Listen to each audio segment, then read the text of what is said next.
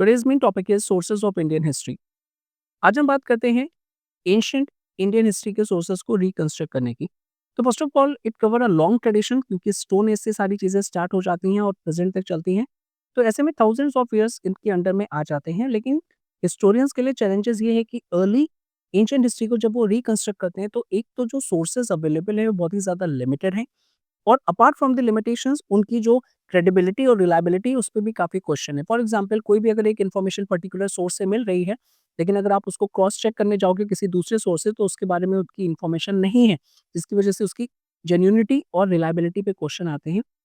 अब क्वेश्चन आता है कि कौन-कौन से एंशिएंट इंडियन हिस्ट्री सोर्सेज़ हम पढ़ने वाले हैं यहाँ पे, जिसकी वजह से एंशिएंट हिस्ट्री को जितना भी हम जान पाए हैं, तो वो यहाँ पे नंबर ऑफ सोर्सेज़ है। For example literary sources, inscriptions, numismatics, monuments, coins etcetera etcetera, इन सभी की हेल्प से हम यहाँ पे एंशिएंट हिस्ट्री को रिकंस्ट्रक्ट करने की कोशिश करेंगे यहाँ पे, ठीक है?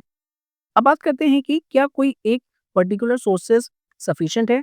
आंसर इज नो, कोई भी एक पर्टिकुलर सोर्सेज सफिशिएंट नहीं है। हमारे पास जितने ज़्यादा सोर्सेज होंगे उसको हम यहाँ पे मर्ज करके एक होलिस्टिक पिक्चर मीन्स एक ओवरऑल पिक्चर यहाँ पे बना पाएँगे, और वो तभी ऑथेंटिक होगा जब हम अलग-अलग सोर्सेज़ से उसको वेरिफाइड करेंगे यहाँ पे, ठीक है? ऐसा नहीं है कि एक सोर्सेज़ में अगर कोई इन्फॉर्मेशन मेंशन है तो उसको ही हम यहाँ पे बिल्कुल ही ट्रू मान लेंगे। हम वो क्रॉस चेक करना है विद द अदर सोर्सेज़, तब जाके हम किसी भी एक यहाँ पे इंटरप्रिटेशन पे या फिर एक यहाँ पे हम व्यू पॉइंट पे पहुँचेंगे। तो हिस्टोरियंस हमेशा यहाँ पे अलग-अलग नंबर ऑफ सोर्सेज़ को यूज़ करते हैं कि ज़्यादा से ज़्यादा यहाँ पे जो है वो जेन्युइनिटी और रिलायबिलिटी सोर्सेज़ निकल के आएँ यहाँ पे, और जो इन्फॉर्मेशन आए वो भी रिलायबल और क्रेडिबल सोर्सेज से निकल के आए यहाँ पे, ठीक है? ऑब्जेक्टिव क्या है यहाँ पे इन सोर्सेज को स्टडी करने का, कि हम यहाँ पे रिकंस्ट्रक्ट करने की कोशिश करते हैं socio cultural, political, economic and the religious type ancient India की, जो कि बहुत ही ज़्यादा यहाँ पे जो है बहुत ही वैल्यूएबल है और काफ़ी इम्पोर्टेंट हो जाती है हमको अपना फ्यूचर को समझने के लिए।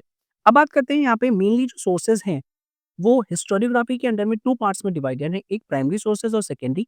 अगर मैं आपको लेमेन्स लैंग्वेज में बताऊँ तो प्राइमरी सोर्सेज़ वो हैं यहाँ पे जो ओरिजिनली यहाँ पे लिखे गए हैं यहाँ पे, ठीक है?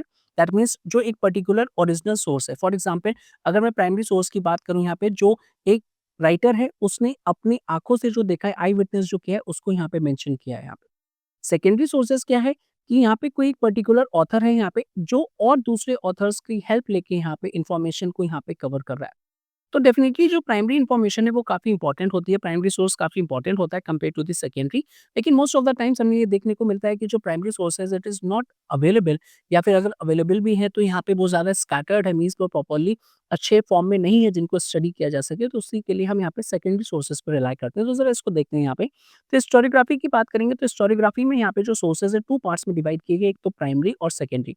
तो ये हिस्टोरियोग्राफी जिसको हम यहाँ पे हिस्ट्री की स्टडी बोलते हैं, ऑब्जेक्टिव यही है यहाँ पे कि हमको पता होना चाहिए कि हम कौन से सोर्सेज़ को पढ़ रहे हैं, जिसकी वजह से यहाँ पे जो हिस्टोरिकल राइटिंग है वो इम्पोर्टेंट हो पाएगी। क्लासिफिकेशन का क्या पर्पज़ है? हमको पता चलेगा कि क्या सोर्स यहाँ पे इंडिपेंडेंट है, कितना रिलायबल है यहाँ पे। अब प्राइमरी सोर्सेज़ जो है जैसे मैंने ऑलरेडी आपको यहाँ पे बताया, तो इसको डायरेक्ट कनेक्शन है हिस्टोरिकल इवेंट से। दैट मीन्स आप कंसीडर करो अपने आप को, और आप जो आई विटनेस कर रहे हो वो इन्फॉर्मेशन को लिख रहे हो, तो ये प्राइमरी सोर्स हो गया जब आपने खुद से वो चीज़ों को एक्सपीरियंस किया। फॉर एग्जाम्पल कोविड का एग्जाम्पल ले लेंगे, तो कोविड में आपने जो-जो चीज़ें इन्फॉर्मेशन को यहाँ पे और जो-जो चीज़ें यहाँ पे आपने एक्सपीरियंस की है वो अगर आप यहाँ पे लिख रहे हो तो वो आपका प्राइमरी सोर्स हो गया। अब आपको कोई और बताएगा या फिर किसी और की बुक पढ़ के फिर आप उन चीज़ों को लिख रहे हो, तो माइट बी पॉसिबल वो चीज़ उतनी एक्यूरेट नहीं होगी, है ना? तो ये सारी इन्फॉर्मेशन आ जाएगी। अब बात करते हैं सेकेंडरी सोर्सेज़ की। तो सेकेंडरी सोर्सेज़ जो हैं यहाँ पे उनको कंसीडर किया जाता है cautiously if primary sources are unavailable. अब भाई प्राइमरी सोर्सेज़ अवेलेबल नहीं है तो हमें क्या होगा कि हमारे पास कोई ऑप्शन ही नहीं है, हमको सेकेंडरी सोर्सेज़ के लिए रेफर करना पड़ेगा। फिर से कोविड का एग्जांपल लेते हैं।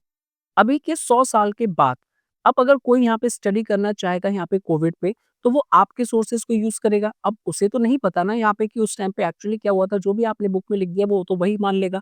तो टेक्निकली प्राइमरी सोर्सेज़ को ज़्यादा रिलायबल कंसीडर किया जाता है compare to the secondary sources. लेकिन अगर प्राइमरी सोर्सेज़ अवेलेबल हैं, तो हम उसको गो थ्रू करेंगे, और नहीं है तो हमको सेकेंडरी सोर्सेज़ पे ही जाना पड़ेगा, लेकिन कॉशियसली। फिर हमको क्रॉस चेक करना पड़ेगा अदर सोर्सेज़ से कि जो इन्फॉर्मेशन प्रोवाइड की गई है यहाँ पे सेकेंडरी सोर्सेज़ में, वेदर इट इज़ लेजिटिमेट और नॉट। अब अगर हम प्रेफ़रेंसेस की बात करें, तो यहाँ पे मॉडर्न हिस्टोरियंस जो हैं वो प्राइमरी सोर्सेज़ को काफ़ी प्रायोरिटाइज़ करते हैं, और इनको यहाँ पे एक्सप्लोर करके न्यू हिस्टोरिकल क्वेश्चंस को एक्सप्लोर करने की कोशिश करते हैं यहाँ पे। हमारे पास लार्ज नंबर आर्काइव्स अवेलेबल हैं, जहाँ पे प्राइमरी सोर्सेज़ अवेलेबल हैं, तो उनको इंटरप्रेट करके या फिर उनको यहाँ पे रीड करके हमको कुछ न्यू इनसाइट्स मिलते हैं हमारी इंडियन हिस्ट्री में। अब बात करते हैं डिटेल में कि what exactly is the primary sources अगर यहाँ पे आ जाता है, तो सबसे पहले एक डेफिनिशन होनी चाहिए यहाँ पे कि ये वो मटेरियल हैं जो एक पर्टिकुलर पर्सन ने आई विटनेस किए हैं यहाँ पे। उसने इवेंट को यहाँ पे बहुत ही क्लोज़ली यहाँ पे देखा है। उसने बहुत ही अच्छे से स्टडी किया उस इवेंट को, तो ये प्राइमरी सोर्स हो जाते हैं यहाँ पे, जो कि ओरिजिनल सोर्स या फिर एविडेंस से रिलेट करते हैं।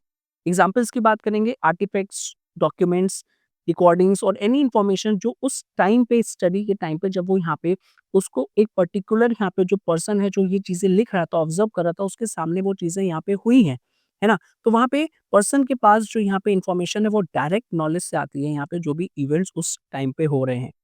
अब यहाँ पे रोल क्या है कि वो एक ओरिजिनल सोर्स बन जाता है इन्फॉर्मेशन का और वो डिटेल में आप स्पेसिफिकली मेंशन कर सकते हैं यहाँ पे। नेक्स्ट ये है कि प्राइमरी सोर्सेज़ सेकेंडरी सोर्सेज़ से कैसे डिफरेंट होते हैं? तो प्राइमरी सोर्सेज़ इस तरीके से डिफरेंट होते हैं कि जो सेकेंडरी सोर्सेज़ है वो प्राइमरी सोर्सेज़ का रेफरेंस लेके इन्फॉर्मेशन को यहाँ पे प्रोवाइड करवाएँगे या फिर उसपे कमेंट करेंगे या फिर साइट करेंगे कि ये इस डॉक्यूमेंट में ये इन्फॉर्मेशन मेंशन है, ऑन दैट बेसिस मैं ये कॉन्क्लूड कर रहा हूँ या ऑन दैट बेसिस मैं ये यहाँ पे क्लेम कर रहा हूँ या फिर मैं ये इन्फॉर्मेशन को यहाँ पे कोट कर रहा हूँ।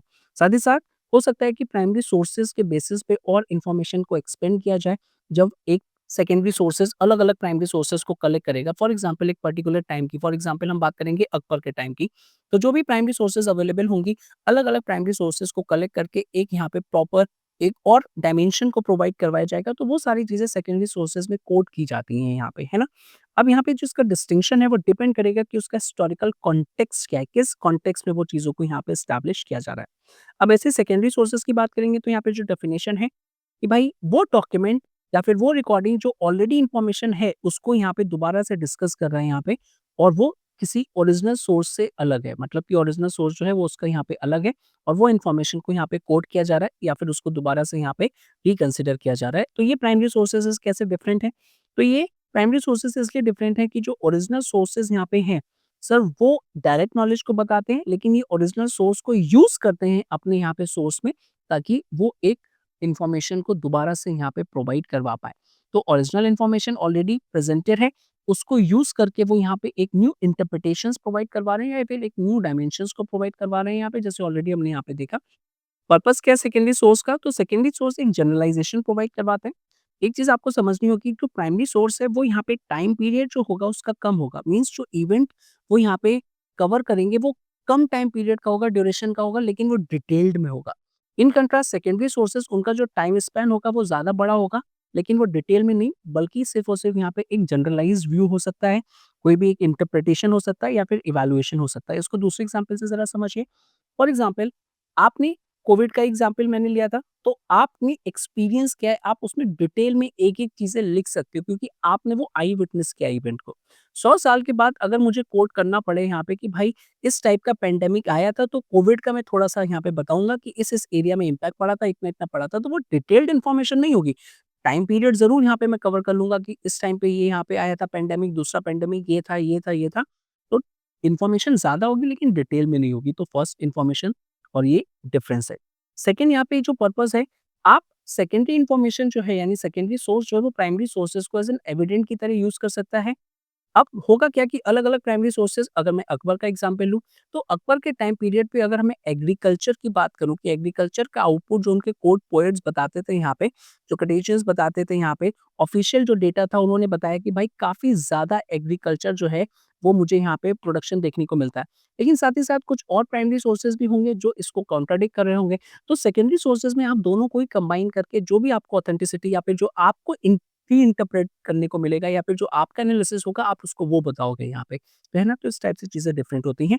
तो रिलेटिव क्लासिफिकेशन की बात करें, तो ये जो क्लासिफिकेशन है सोर्सेज़ के एज़ अ प्राइमरी और सेकेंडरी ये डिपेंड करेगी कि आप कैसे यूज़ करो। हमेशा हिस्टोरिकल कॉन्टेक्स्ट जो है वो यहाँ पे एस्टेब्लिश करना पड़ेगा, तब जाके चीज़ें जो होंगी यहाँ पे वो सही होंगी। लास्ट में बात करते हैं प्राइमरी और सेकेंडरी सोर्सेज़ में। काफ़ी ज़्यादा डिफ़िकल्टी आती है कि सोर्सेज़ को आप पर्टिकुलर डिफाइन कैसे करोगे? ऑलरेडी हमने तो देख लिया, लेकिन प्रॉब्लम तब आती है जब यहाँ पे इनकी जो बीच की लाइन होती है वो काफ़ी ज़्यादा यहाँ पे डिमिनिश हो जाती है और यहाँ पे डिफरेंशिएट करना बहुत मुश्किल हो जाता है। थोड़ा-सा ज़रा कॉन्टेक्स्ट को एस्टेब्लिश करते हैं कि क्या हम बात करने की कोशिश कर रहे हैं। तो प्रिसाइज़ डेफिनिशन जो कि क्या सोर्स प्राइमरी और सेकेंडरी है, तो ये डिपेंड करेगा किस कॉन्टेक्स्ट में हम यहाँ पे बात कर रहे हैं। फॉर एग्ज़ाम्पल किसी भी सोर्स के डुअल नेचर हो सकते हैं, एग्ज़ाम्पल की बात करेंगे। अब एक कोई भी हिस्टोरिकल टेक्स्ट है, जो अपने ही टेक्स्ट में ओल्ड डॉक्यूमेंट्स की बात कर रहा है। ठीक है? फॉर एग्ज़ाम्पल आपने एक रिसर्च पेपर लिखा और रिसर्च पेपर में आप ओल्ड डॉक्यूमेंट्स की यहाँ पे बात कर रहे हो, तो जो भी आप उन ओल्ड डॉक्यूमेंट्स को स्टडी करके कॉन्क्लूड करोगे, तो वो प्राइमरी सोर्स हो जाएगा यहाँ पे। लेकिन सेकेंडरी सोर्स भी कंसिडर होगा कि जो आपने ओल्ड डॉक्यूमेंट्स यूज़ किए हैं, तो वो चीज़ सेकेंडरी सोर्स में आ जाएगी यहाँ पे कि आपने अपने डॉक्यूमेंट्स में भी सेकेंडरी सोर्स यूज़ किया है। आपकी स्टडी यानी आपका कंक्लूजन अगर कोई यूज़ करेगा, तो वो यहाँ पे आपको प्राइमरी सोर्स की तरह कंसिडर करेगा, लेकिन आपने जो इन्फॉर्मेशन यूज़ की है, तो कहीं न कहीं वो प्राइमरी और आपका डॉक्यूमेंट सेकेंडरी हो जाएगा यहाँ पे। दूसरे एग्ज़ाम्पल की बात करेंगे, एन ऑब्ituary एक डेथ नोट, एक वसीयत या फिर कुछ ऐसी चीज़ें जो डेथ के टाइम पे लिखा गया है यहाँ पे, या फिर एक सुसाइड नोट या कुछ सम सॉर्ट ऑफ थिंग, तो वो प्राइमरी भी है, सेकेंडरी है, डिपेंडिंग अपॉन कि आप यूज़ क्या कर रहे हो। अगर किसी और ने उस लेटर के बारे में यहाँ पे मेंशन किया है, तो भाई वो सेकेंडरी आ जाएगा, या फिर उसकी ही विल यहाँ पे पढ़ी जा रही है, तो वो यहाँ पे प्राइमरी सोर्स में कंसिडर किया जाएगा। सेम चीज़ जर्नल सर्वे, तो ये भी यहाँ पे कॉन्टेक्स्ट है कि भाई डिपेंडिंग अपॉन कि क्या आर्टिकल्स आ रहे हैं बार-बार, बार-बार यहाँ पे, तो वो उसका भी बोथ रोल होगा, प्राइमरी भी और सेकेंडरी भी। ऐसे ही यहाँ पे अब कॉन्टेक्सचुअल डिपेंडेंस की बात करेंगे कि जो नॉलेज है यहाँ पे, सर ये चेंज होगी जैसे-जैसे हमारे पास जो नॉलेज की अवेलेबिलिटी है, वो यहाँ पे होती रहेगी। अगर एग्ज़ाम्पल के तौर पे देखते हैं, फॉर एग्ज़ाम्पल कोई भी एक लेटर है यहाँ पे, जो एक ऐसे लेटर की बात कर रहा है जिसको अभी अनडिस्कवर्ड है, यानी डिस्कवर नहीं किया गया कि ये किसने लिखा था, किसके लिए लिखा था यहाँ पे। तो अगर कोई भी एक ऐसा डॉक्यूमेंट जो उस अनडिस्कवर्ड लेटर के बारे में बात करेगा, तो उसको कंसिडर किया जाएगा कि भाई वो प्राइमरी सोर्स है यहाँ पे, क्योंकि ओरिजिनल सोर्स के बहुत ही करीब है। लेकिन लेटर ऑन चल के कुछ और इन्फॉर्मेशन की हेल्प से यहाँ पे ये पता चल गया कि ये जो अनडिस्कवर्ड लेटर था वो किसको एड्रेस किया जा रहा है, तो वो डिस्कवर हो गया। अब यहाँ पे जो वही डॉक्यूमेंट है उसमें वो सेकेंडरी सोर्स का काम करेगा, अब वो प्राइमरी नहीं रह जाएगा। तो इसीलिए यहाँ पे एक तरीके से प्रॉब्लम आ जाती है कि कैसे आप पर्टिकुलरली डिफाइन करोगे कि कौन-सा प्राइमरी सोर्स है और कौन-सा सेकेंडरी सोर्स है। तो जो भी हिस्टोरियन है उसको बहुत ही ज़्यादा यहाँ पे कॉशियस रहना है इन ऑर्डर टू इंटरप्रेट कि चीज़ें कैसे यहाँ पे हो रही हैं।